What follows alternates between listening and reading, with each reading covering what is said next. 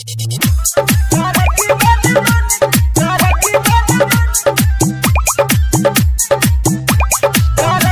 सुन रहे हैं बगैर से डीजे धमाका को। ये गोरकी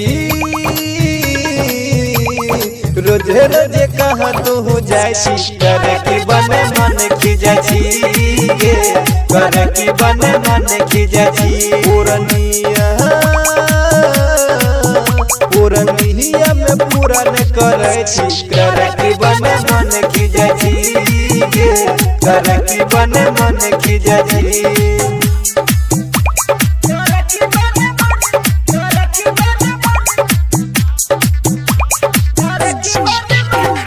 इलाका किसी का हो धमाका दिवाकर दीवाना भाई का ही होगा।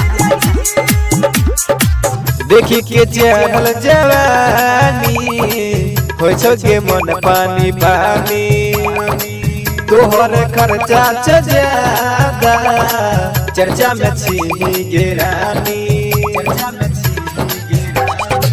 देखी के चढ़ल जवानी हो के मन पानी पानी तोहर खर्चा छो ज्यादा चर्चा में छी गिरानी। गुलेला लोकाई बेटाई करे की बने मन की जाची गे करे की बने मन की जाची। अभी सुन रहे दिवाकर दीवाना भाई।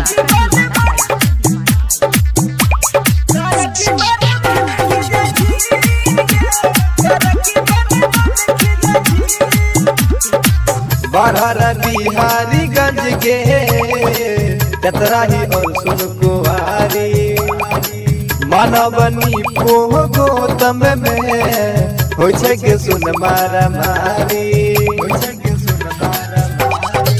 बारह बिहारीगंज के कतराही और सुनकुआरी पप्पू विकास सनमो में हो के सुन मारा मारी।